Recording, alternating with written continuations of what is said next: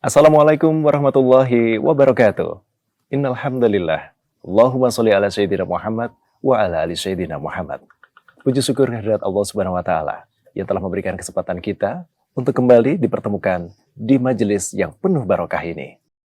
Pemirsa Kalam Ramadan, kita akan mengangkat tema yang sangat menarik, yakni Lailatul Qadar, malam 1000 bulan. Sebagaimana firman Allah Subhanahu wa taala, malam Qadar lebih baik dari 1000 bulan.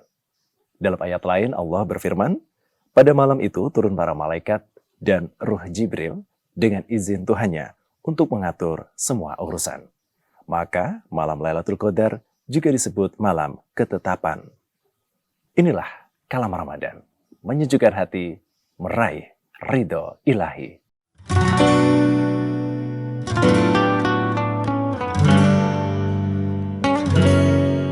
Assalamualaikum, Bib. Waalaikumsalam warahmatullahi wabarakatuh. Apa kabar, Bib? Sehat, mesti mas sehat. Alhamdulillah.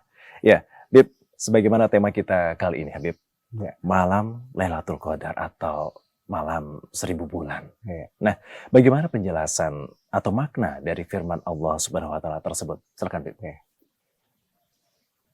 Lailatul Qadar. Kalau di Qur'annya, inna anzalnahu fi lailatul qadar. Wa adraka ma lailatul qadar ilah. Jadi Lailatul Qadar ini adalah peristiwa yang sangat besar sekali, di mana semua kegiatan dunia nantinya akan dipengaruhi oleh apa yang terjadi di Lailatul Qadar ini, yakni turunnya Al-Quran. Inna anzalnahu fi lailatul qadar. Ya. Al-Quran sendiri ini adalah mukjizat yang paling besar yang diberikan Allah Ta'ala sepanjang diutusnya para rasul, sepanjang diutusnya para nabi.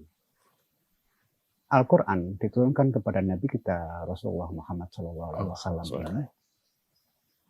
Diberikannya kepada jasmaninya Rasulullah SAW. Jadi basariyahnya Rasulullah SAW. Padahal Al-Quran itu kalau ditafsiri, Ya.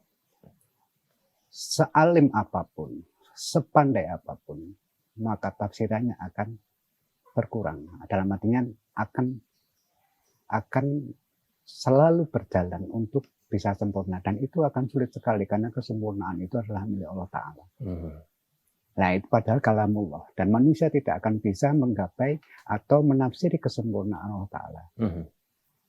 So, bahwa Lailatul Qadar ini adalah turunnya hal yang luar biasa yang diturunkan di bulan Ramadan. Anzalnahu itu Quran.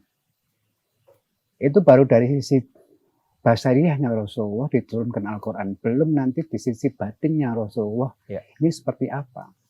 Nah, Inna anzalnahu fi lailatul qadar ini peristiwa yang akan mempengaruhi dunia setelah turunnya Lailatul Qadar sampai besok yaumul qiyamah. Karena kalau di bahasanya orang sekarang itu, itu aplikasinya Al-Quran. Jadi dunia itu dikai aplikasi Al-Quran. Nah, Lailatul Qadar itu aktivasi. Aktivasi daripada Al-Quran itu sendiri dalam dunia, dimulai dari Rasulullah, dimulai malam itu sampai besok yaumul qiyamah. Karena Al-Quran itu adalah kesempurnaan, membahas semuanya. Karena Al-Quran adalah sumber dari segala sesuatu yang berjalan baik dari zaman sebelum ada makhluk sampai besok ila akhir zaman. Ya. Ini semuanya ada di dalam Al-Quran. Jadi Lailatul Qadar ini adalah bukan hal yang biasa. Ya. Jadi bukan hal yang sepele, bahkan sangat luar biasa. Luar biasa ya. Bahkan di dalamnya juga ketika melakukan ibadah pun akan dilipat gandakan ya, Bib? Iya, otomatis. Jadi karena keutamaan yang diturunkannya Al-Quran tadi, maka segala sesuatu yang ada di dalam bumi ini akan tunduk di sana. Ya.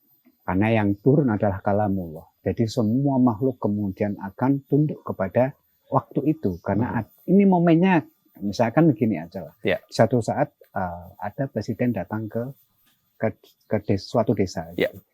Itu semua yang ada di kampung itu, Mhm. bahkan satu provinsi, mungkin akan terfokus karena ada seorang raja atau seorang presiden yang akan gitu. Ya. Bahkan semua aparatnya harus datang karena bosnya turun. Begitu ya. Nah, alam ini itu masternya adalah Al-Quran. Ya. Jadi begitu diturunkan Al-Qurannya, maka semua alam itu waktu itu kemudian akan tunduk di dalam malam itu juga. Masya Allah. Jadi Ya. kalau dikatakan 1000 bulan dan sebagainya, 1000 itu adalah hitungan paling kecil, berarti mungkin lebih daripada Lebih dari itu ya. Masya Allah. Jika dihitung memang beribadah satu malam saja, Allah Subhanahu Wa Taala akan menyetarakan dengan beribadah kurang lebih 84 tahun ya Habib ya. Ya, luar biasa sekali tentunya. Namun apakah kapan tepatnya yang perlu kita ketahui nih, Bib? Lailatul Qadar itu diturunkan oleh Allah Subhanahu Wa Taala. Iya. Lailatul Qadar itu ada beberapa pengertian, ada beberapa pemahaman tentang Lailatul Qadar, bahwa Lailatul Qadar itu secara umum diberikan di waktu-waktu akhir dari bulan Ramadan. Iya.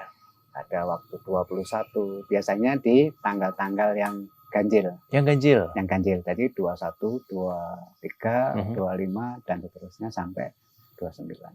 Mhm.